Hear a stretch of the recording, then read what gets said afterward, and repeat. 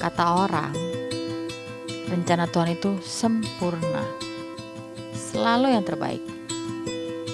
Tapi nggak ada yang pernah kasih tahu kalau rencana Tuhan bisa terasa sangat kejam. Semua orang mengira ini akan jadi kisah keajaiban, mujizat yang dipertontonkan secara live. Tanda-tandanya terlihat sangat positif, mulai dari doa, dana, sampai dukungan kolektif dari banyak orang yang menyaksikan perjalanan kami yang memberikan harapan dan keyakinan bahwa Tuhan ada beserta. Semuanya seakan mengarah ke satu akhir yang bahagia. Tapi ternyata bukan gitu ceritanya. Katanya Tuhan gak pernah gagal. Tapi gimana kalau cerita yang dia tulis berakhir dengan duka? Dan anak kita yang terkubur di dalamnya. Conan, what's so special about Conan? Anak kayak Conan tuh anak idaman. Ini anaknya tough, happy, dan tidak jarang mengeluh. Jadi dia berusaha untuk nyenengin kita. Conan itu anaknya anteng, tenang ya, dia sabar, terus tapi ceria, terus suka makan. Ya itu sih, nggak pernah nangis ya. Maksudnya jarang banget nangis. Maksudnya nangis tuh benar-benar alasannya jelas. Conan baik banget ya. Ya emang itu. Terus sama suka makan. Terus sama itu mungkin yang spesial banget itu kayak semua orang udah tahu deh. Dia disuntik nggak nangis. Dia malah pengen disuntik. Diselak itu dia nangis karena diselak justru, bukan karena disuntiknya. Itu sih. Conan kayaknya hampir nggak pernah ngelawan. Aku sih bener-bener gak inget Conan pernah ngelawan sih. Membuat gue tuh merasa seperti superhero pertama dan ngerasa superpower. Jadi ayah tuh satu feeling yang nggak bisa diceritakan unless lo ngerasain sendiri. Gue ngerasa bonding gue sama Conan tuh sangat-sangat spesial gitu, sangat-sangat erat gitu loh. For some reason waktu punya anak itu gue tuh mulai sibuk. Jadi kantor itu lumayan banyak project. Orang tua bilang itu rezeki anak gitu ya. Jadi ketika kita punya anak, Tuhan kasih bagiannya sendiri untuk provide gitu loh. Jadi jangan takut untuk punya anak gitu kan. Kalau ditanya momen spesial, ya terlalu banyak sih momen spesial. Setiap pulang kantor sih udah pasti momen spesial. Ngerasain begitu nyampe rumah, anak-anak menyambut dengan happy ketika bokapnya pulang itu, Daddy pulang, terus nemplok dengan happy-nya itu momen-momen yang akan sangat gue kangenin. Ada satu hari ceritanya kita itu nginepnya dekat Aeon lah, dekat mall situ. Terus entah kenapa yang aku inget itu aku nggak bisa cari pintu masuk. Surprisingly aneh kan gitu. Terus Conan itu baru 2 tahun lebih. Dia nemenin aku jalan muterin mall karena aku nggak bisa nemenin pintu masuk dong. Terus aku bilang, Koko, Mami sorry ya Koko kalau mau jalan, Mami nggak bisa gendong dua-duanya gitu loh. Terus kata dia, oh ya udah aku jalan. Ya udah dia jalan aja gitu dengan happy tanpa maksudnya. Buat aku aja yang udah gede nih muterin mall ini jauh gitu loh. Dan dia dengan sabarnya tuh, dengan having fun-nya juga dia jalan aja gitu, muterin aku gitu, ngeliatin, pokoknya jalan aja gitu. Terus itu jalanannya di luar kan belum masuk ya, jalanannya itu di parking lot gitu. Conan itu anak yang gampang bikin orang jatuh cinta. Gampang ketawa, gampang sayang, gampang bikin kita lupa kalau sejak lahir tubuhnya harus berjuang lebih keras dari anak-anak lain. Di balik semua senyumnya, ada sesuatu yang gak semua orang tahu. Kami sendiri butuh waktu lama untuk benar-benar paham bahwa apa yang dihadapi Conan adalah sebuah sistem tubuh yang gak sempurna, yang berdampak serius bagi kualitas hidupnya. Sebuah kenyataan yang rumit untuk anak sekecil itu.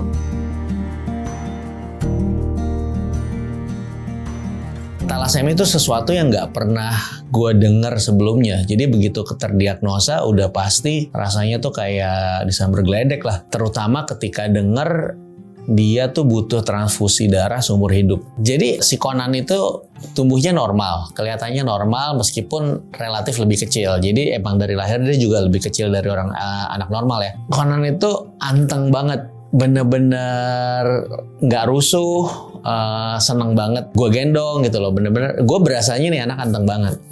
Tapi setelah terdiagnosa, jangan-jangan dia pusing karena HB-nya kan rendah kan. Waktu itu ketahuan juga kayaknya Andri tuh nggak di rumah, nyusul dari kantor ketemu di rumah sakit. Singkat cerita akhirnya ketahuan thalassemia, keturunan pula gitu kan, terus ya transfusi seumur hidup.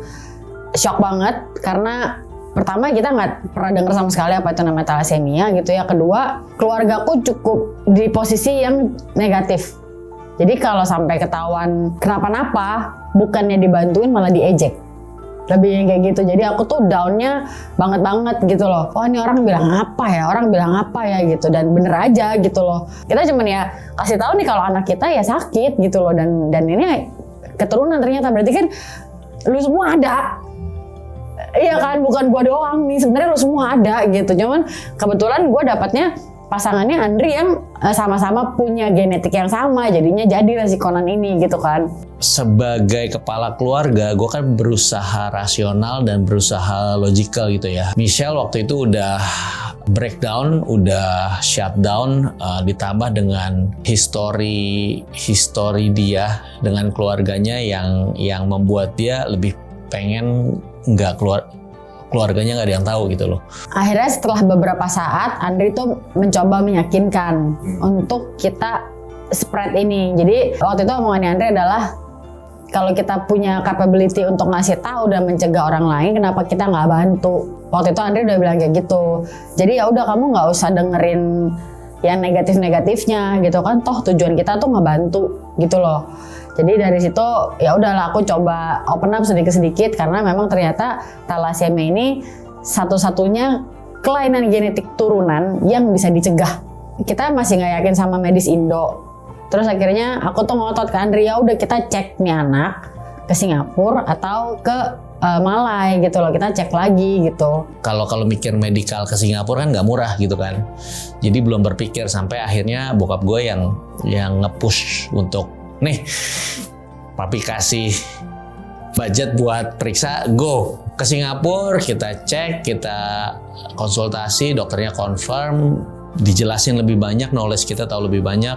Nah di situ baru kita mulai menerima keadaan. Ya udah, aku tiap ini tuh sampai nyari kira-kira thalassemia tuh umurnya bisa berapa gitu, terus bisa jadi apa aja kan. Dengan pengalaman di sini katanya nggak boleh itu, nggak boleh itu gitu kan. Ternyata di New York ada yang marathoner, ada yang dokter gitu, bisa hidupnya normal lah intinya gitu. Iya, jadi dari situ udah tahu semua, udah akhirnya ketemu dua pilihan antara BMT atau gen terapi. Waktu itu gen terapi, sampai sekarang gen terapi juga masih mahal.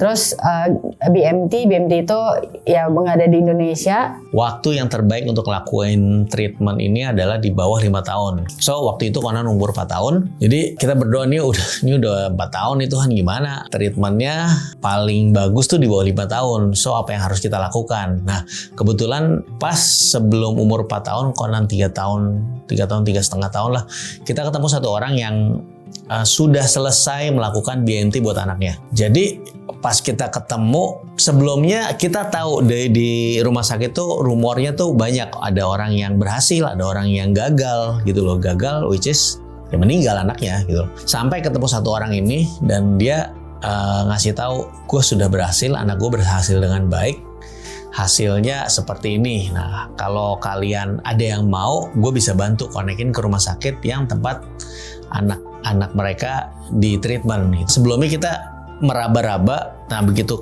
ketemu orangnya nih yang anaknya udah selesai dengan baik, ya kita ada harapan dong, ada harapan. Nah bulan Desember 2018 kita kayak decide, oke, kayaknya kita harus jalan, kita udah ketemu linknya, terus kita tinggal periksa. Ya udah kita maju dulu deh. Kebetulan tabungan gue pas banget untuk periksa awal gitu loh.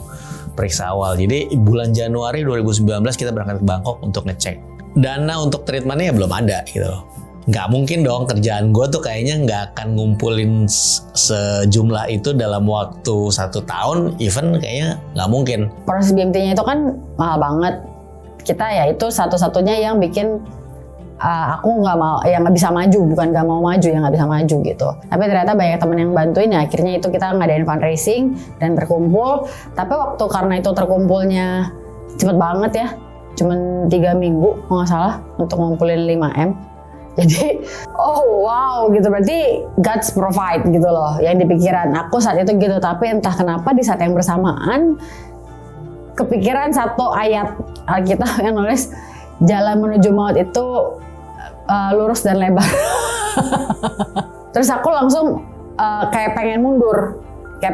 Terus aku bilang ke Andri, Dut gimana kalau kita serakah dikit? Sebenarnya nggak dikit sih jadinya, karena waktu itu adalah yang kita tahu infonya BMT itu 2 anak itu 2M, satu anak itu 2M gitu, satu anak itu 2M. Terus kalau terapi gen itu satu anak 7,5M. Aku jadi karena kepikiran ayat itu, oh ternyata masih banyak yang mau bantu gitu. Jadi sempat serakahnya gara-gara gitu. Karena ya balik lagi kalau BMT ada kemungkinan meninggal, memang udah dikasih tahu dari awal. Kalau terapi gen nggak ada akibat fatal meninggal tuh nggak ada. Dan Andri bilang, ya lu nggak bisa minta orang kayak gitu lah. Ini kan kita 4M buat 2 anak, iya kan? Terus kalau ini kan buat 2 anak jadi 15M. Ya, tapi kan ini nggak ada akibat meninggal. Aku ngotot di situ gitu loh. Tapi Andri bilang ya lu nggak bisa serakah itulah. Ya udah oke gitu, ya udah kita jalanin ini. Makanya kenapa akhirnya BMT itu jalan. Tapi waktu itu kondisi mental aku tuh di situ. Tapi ya percaya nggak Tuhan provide, percaya gitu, karena ya gitu. Ini dikumpulin dalam waktu sekejap gitu, bener-bener kayak Thanos, butuh langsung dikasih gitu kan. Terus sisa-sisanya yang lain tuh yang sekecil-kecil apapun, kayak minta makanan aja tuh kayak kebayang aja tuh dikirimin gitu sama Tuhan gitu loh. Jadi dengan base on itu ya udah kita percaya ini emang jalannya Tuhan. Hanya dalam waktu 19 hari, dana yang kami butuhkan sudah tercukupi. Bahkan lebih dari cukup untuk kami bisa tinggal selama 2 tahun di Bangkok. Sebuah intervensi keajaiban yang sangat meyakinkan bahwa kami ada di jalan yang benar. Kebetulan? Kami rasa tidak.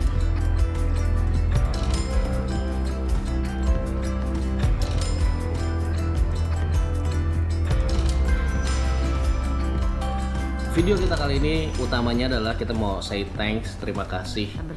Terima kasih banget. Gua sama Michelle punya sudut pandang yang agak berbeda. Tapi kita nggak bisa memungkiri kejadian fundraising di fulfill dalam waktu sangat singkat gitu. Buat gue itu pun miracle gitu. Dan gue ambil itu sebagai tanda konfirmasi kalau memang ini jalan yang Tuhan buka untuk kita bisa jalan gitu loh, kayak terlalu obvious gitu loh, kayak tadinya kita nggak mungkin untuk ngelakuin itu, tapi dalam waktu 3 minggu dananya kekumpul. Amazingly dari awal mikir gimana caranya, terus untung gue waktu itu company gue adalah perusahaan kreatif juga ya, di industri kreatif, jadi kita mikir teman-teman bantuin kasih ide gimana caranya untuk ngumpulin dana ini, fundraising campaign.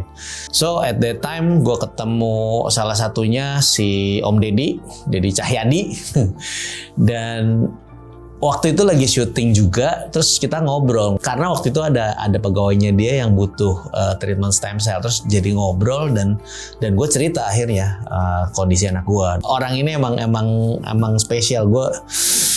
Dia salah satu orang yang gue ketemu kan kapasitas hatinya tuh besar banget gitu loh. Gue nggak tahu waktu itu cerita doang, tapi dia ternyata mikirin. Dan karena gue cerita itu, dia langsung tergerak untuk do something gitu loh. Akhirnya ngundang gue ke acara talk show-nya dia di Hitam Putih di Trans waktu itu. Malah jadi langsung sudah mulai kampanye sebelum official timeline yang gue pengen mulai gitu loh. Dan itu waktu kick off di Hitam Putih, di show-nya dia, talk show-nya dia di TV. And then wave-nya ada. Ketika wave-nya ada, kita lihat momen, wah tiba-tiba naik nih awareness-nya. Terus kita sikat sekalian. Akhirnya rencana campaign gue yang tadinya sepanjang tahun untuk fundraising dana yang gue butuhkan, dana yang even gue pikirnya 1 tahun itu dana untuk 1 anak. gitu loh. Tapi ternyata gara-gara kejadian itu dalam 3 minggu kekumpul dananya untuk 2 anak. Jadi gue kayak too good to be true, dan gue ngerasa ini kalau bukan Tuhan yang gerakin siapa gitu loh. Kayak ini di luar planning gue, dan secara gue ngelihatnya itu secara supranatural di provide gitu loh, dengan cara yang sangat natural sih, tapi terlalu ajaib buat gue gitu loh. Dan gue ngelihat ini sebagai satu konfirmasi, oh Tuhan buka jalan gitu. That's why gue sangat yakin kalau Tuhan beserta, siapa yang bisa menggagalkan rencananya. Konan, besok kita mau ke Bangkok kan? Iya. Besok mau bawa mainan? Iya. Pilih 2 mainan yang boleh dibawa. Aku main aja. Apa, berapa? Main semua aja. Dih, nggak bawa baju dong kalau bawa mainannya semua. Waktu itu kami pikir Tuhan lagi nunjukin keajaibannya. Semua bergerak terlalu sempurna, terlalu indah untuk nggak jadi sebuah kisah kesembuhan. Kami sangat percaya kalau akhir cerita ini akan bahagia. Tapi ternyata Kalau kita tarik garis ke belakang, ekspektasi nggak sesuai realita ya. By the time pertama step in itu nggak bisa mundur, karena begitu transplant dilakukan, lu nggak bisa di stop gitu aja, lu harus jalanin sampai akhir. Akhirnya itu either selamat atau tidak selamat. Alasan kenapa kita melakukan BMT kan karena ngelihat contoh kan, dan ternyata contoh dia tuh cukup mulus. Konan ternyata sebaliknya gitu loh, dia mengalami komplikasi yang setelah kita lewatin ya, susternya bilang ini gila, ini satu dua komplikasi aja orang dewasa tuh jarang yang lewat gitu loh. Konan kalau nggak salah waktu itu 4 atau 5 komplikasi yang sangat serius yang di luar ekspektasi. Proses BMT tuh idealnya adalah kemo, soft kemo itu 2 kali, hard kemo sekali, jaraknya sebulan 2 minggu. Kepanikan pertama sebenarnya udah mulai terjadi di aku, karena dari 2 minggu itu mundur seminggu lagi karena Konan tiba-tiba asmanya kambuh. Jadi kalau dia sakit itu tidak boleh menjalankan kemo dan lain-lainnya gitu kan. Akhirnya berobat dulu 2 minggu terus mundur. Dari situ pun aku udah apa ini ya tandanya gak usah dijalanin aja gitu loh. Itu udah kepikiran kayak gitu kan. Terus habis itu sembuh terus dilanjutin lagi. Nah habis dilanjutin udah tuh aman semua, aman tentram damai, sampai harusnya ini prosesnya tuh 1 sampai 1,5 bulan tuh udah boleh pulang maksudnya pulang balik ke apartemen ya, bukan ke Indo gitu. Kalau ke Indo tuh prosesnya bisa 6 bulan baru boleh balik. Kenapa? Karena imun masih rendah, terus obat juga banyak di Indonesia yang nggak ada. Sebulan kemudian di rumah sakit belum ada improvement apa-apa gitu. Yang ada malah Konan itu ususnya bermasalah. Jadi dia kalau pupnya darah gitu. Emang kebanyakan selama sebulan itu anaknya tuh nggak makan. Makannya tuh dipilih sama dia dikasih ada infusan khusus gitulah yang isinya nutrisi gitu. Nah itunya kan harusnya 2 minggu doang terus dia boleh makan kan. Nah ini tuh Konan nggak boleh makan akhirnya 3 bulan. Karena kondisinya itu, karena kondisi ususnya nggak bisa nerima makanan. Bulan pertama begitu, usus kena, bulan kedua kena otak. Jadi selama dia dikasih itu tuh dikasih steroid juga, akhirnya dia darah tinggi gitu. Darah tinggi nyerangnya ke otak. Dia kejang otak, habis kejang otak selesai dia kena paru-paru. Masuk NICU itu selama 1,5 bulan. Di NICU itu 1,5 bulan, di NICU-nya sendiri aja itu 22M. Udah BMT kan, jadi BMT tuh hari 0 itu udah aman. Harusnya sebulan pulang, nah sebulan nggak pulang. Masih kondisinya masih aneh-aneh gitulah, dari itu pindah dari perut ke kepala ke paru-paru gitu. Nah itu 3 bulan tuh ganti-ganti tiap bulan gitu. Terus habis udah 3 bulan, udah sebulan pertama di kamar intensif, 2 bulan ini di ICU. Ya itu aku bilang di ICU-nya aja tuh udah habis 2M-an lebih buat di ICU-nya doang. Terus sampai akhirnya balik ke kamar biasa, itu tetap nggak bisa pulang karena ya gitu, Konan masih nggak bisa makan. Konan separah apa ya menurut aku tetap bisa lihat balik ke YouTube-nya aja, karena terlalu banyak yang terjadi selama 1,5 tahun itu di rumah sakit, dan ya terlalu menurut aku ya lumayan painful lah untuk diingat-ingat kembali. Aku ingatnya benar-benar istilahnya highlight-highlightnya aja sih gitu. Buat gue yang ngedenger anak gue minta makan di saat kondisi gue bisa kasih makan, tapi kalau gue kasih makan dia kondisinya makin buruk, jadi gue nggak boleh kasih makan. Gue bisa, tapi gue nggak boleh, dan dia kelaparan. Itu tuh gue rasa itu perasaan yang paling menghancurkan hati kita sebagai orang tua, karena ya itu, karena lu bisa, tapi lu nggak bisa. Lu bisa kasih makan, lu bisa punya semua kemampuan untuk ngasih makan anak lu yang lagi menjerit minta makan karena kelaparan. Tapi lu tahu lu nggak boleh ngasih itu karena kalau lu kasih kondisi dia makin buruk. Gue serasa recall itu lagi, kayak masa sih gue harus ngalamin itu lagi gitu. Setelah 6 bulan semuanya getting better sampai 1 tahun setelah transplant terjun bebas lagi gitu, dan ya itu akhirnya nggak sesuai ekspektasi. Ya akhirnya Conan meninggal gitu, karena ya itu komplikasinya udah kebanyakan, dan bahkan Conan itu meninggalnya karena gagal hati. Terakhirnya dia kuning, jadi waktu yang paling mungkin emang penyebab utamanya paru-paru, karena dia dari berapa hari sebelum meninggal itu ngeluhnya sesek. Mami aku sesek, maksudnya aku bilang kan selama dia hidup nih aku nggak pernah ngelihat dia ngeluh apapun. Aku sesek, aku nggak bisa napas. Aku sesek, aku nggak bisa napas. Dia ngomong itu terus gitu. Meskipun ya dia berusaha tetap happy, maksudnya ngomongnya pun nggak minta dikasihanin atau nggak minta nangis gitu loh. Dia cuma bilang statement aja, mami aku nggak bisa nafas, mami aku sesek gitu, ngomongnya gitu. Nah itu yang memorable di kita, di aku itu gitu. Dan ya itu dia nggak pernah ngeluh gitu selama 5 tahun dia hidup, 6 tahun dia hidup tuh nggak pernah ngeluh. Jadi kayak oh wow, berarti dia benar-benar bisa napas nih gitu di situ. Terus ya udah sampai saatnya 3 hari sebelum meninggal itu kita akhirnya balik ke rumah sakit karena dengan kondisi seperti itu. Terus dokter juga akhirnya udah wanti-wanti kan dari 2 bulan sebelumnya kita udah nyerah karena ya kita udah give the best, dan menurut kita bisa kasih tapi badan orang nggak bakal bisa handle. Intinya dokternya bilang kayak gitu. Terus tadinya dokternya kasih pilihan apa mau kita balikin ke ICU, kita ya gitu, jadi nafas tuh dibantu pakai alat segala macam. Terus aku bilang ya udah lakuin aja gitu, tapi dokter bilang kemungkinannya kecil karena ya itu balik lagi Conan ini badannya udah nggak kayak dulu. Andri bilangnya pokoknya kayaknya kalau ini jalannya Tuhan pasti Tuhan kasih yang terbaik gitu loh. Jadi ya udah habis itu ya itu akhirnya kita pulang dengan berharap mukjizat gitu, bahkan berharap kayak Conan mati suri terus dikasih badan yang baru gitu kan. Saat itu udah berharap udah sampai kayak gitu. Terus nggak taunya ya udah kita 3 hari sebelum meninggal kita balik ke rumah sakit karena dokter bilang ya udah balik aja, kalau sampai dia kenapa-napa di rumah penyesalan lu lebih gede. Gimana ya depannya gue lihat Tuhan lakuin miracle, mukjizat, tapi endingnya nggak sesuai harapan, nggak sesuai ekspektasi, dan gue ngerasa jangan-jangan gue di prank nih. Susahnya gitu sih karena gue ngelihat terlalu nyata ini gue tuh digiring, jadi ada pikiran kayaknya gue di prank nih. Ini satu jalan yang sebenarnya bisa nggak gue ambil, tapi gue dipancing untuk melewati jalan ini, tapi ujungnya kalau kita tarik point of view di atas gitu kan, harusnya kan dia tahu nih ujungnya akan jadi seperti ini, which is nggak sesuai harapan gue, tapi for some reason jalan gue diarahkan ke sana gitu. Jadi nggak salah dong kalau gue ngerasa seperti gue di prank, dikerjain dari awal, ya gak sih?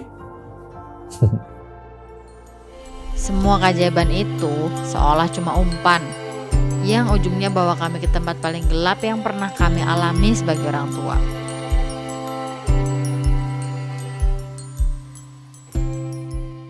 Sangat amat menyesal karena itu balik lagi, apalagi dari awal kan aku udah statement itu ya, padahal aku udah bilang ke Andre, tapi Andre bilang enggak, ini tuh dari Tuhan gitu. Tuhan yang mana? Jadinya kan gitu kan. Tuhan yang mana? Tuhan yang tega begini gitu. Itu aku point of view aku begitu, sampai Conan meninggal pun point of view aku begitu gitu. Katanya lu Tuhan, ngapain lu ngambil anak gua? Ya udah aku keluarin gitu. Aku marah, aku kecewa, dan maksudnya ini dengan jarak 5 tahun aja dari Conan meninggal nih, tahun ini tahun keempat gitu ya. Apa yang tadinya mahal gitu 7,5 M itu sekarang tuh udah makin murah. Ya kalau waktu itu aku bersabar gitu kan jadinya kan. Ini tuh Conan masih ada nih dan kita bisa kasih dia option lain gitu loh. Itu yang makanya kenapa aku masih kesel banget sih gitu loh. Gua nggak pernah tahu ada Tuhan yang setega ini. Maksudnya kita kayak cuman 3 hari itu kayak benar-benar cuman nungguin karena meninggal doang gitu kan. Terus di ruangan bertiga doang gitu, kayak gila ada ya Tuhan kayak gini ya. Jadi aku marahnya di situ parah tuh sama Tuhan, gila lu tega banget, katanya lu Bapa yang baik, Allah yang penyayang. Pret gitu. Gila nih gue 3 hari cuma nungguin anak gue meninggal doang di tangan gue gitu kan. Gila lu sih kejam men gitu loh. Kalau dibunuh pelan-pelan gak sih gitu loh. Anak lu di tangan sakit iya. Ya udah nungguin dia meninggal doang gitu kan. What? gitu. Itu sih parah sih. Kecewa apa enggak? Sudut pandang gue tuh bertolak belakang sama Michelle. Gue tuh merasa gue tuh punya histori panjang gitu. Maksudnya insight pribadi gue tentang Tuhan itu udah dari kecil gitu. Kayak lu level of trust kita sama orang itu kan ditentukan dari pengalaman kan ya. Yang gue rasakan tuh kayak Tuhan tuh sudah memberikan deposit trust di dalam hidup gue cukup banyak, sehingga waktu kejadian Conan meninggal ini diambil, tapi nggak semua masih ada gitu, masih ada trustnya yang gue ngelihat kayak gue track back ke belakang gitu ya. Gue ngelihat terlalu banyak keajaiban yang terjadi sehingga udah nggak mungkin disebut keajaiban. Jadi gue udah yakin ini jalannya. Waktu dimana Conan collapse, Conan brain seizure itu tuh mengerikan banget waktu dia kejang otak. Satu IGD itu tuh panik gitu loh.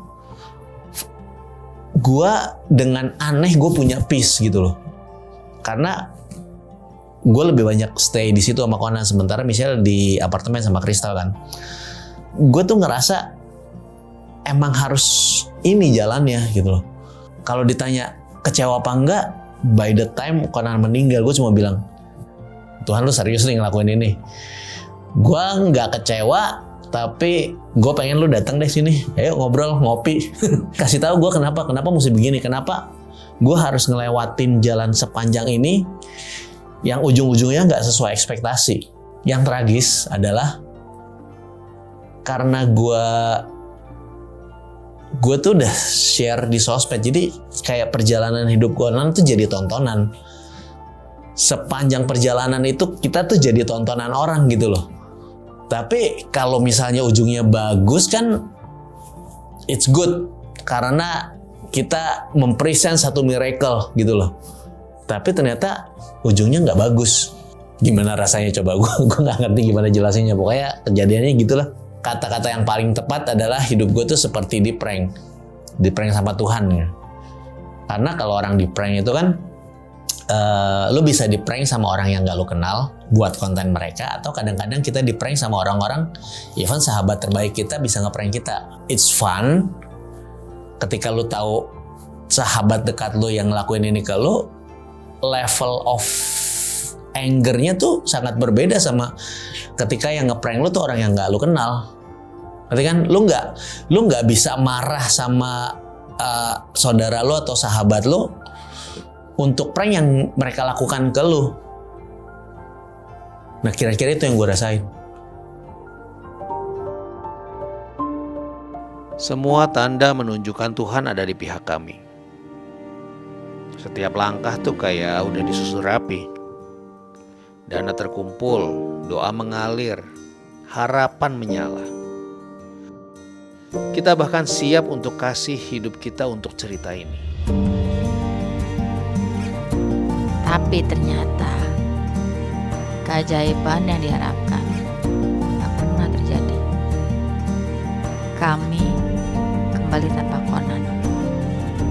Dan yang paling menyakitkan, kami tahu bahwa Tuhan yang membiarkan semuanya terjadi.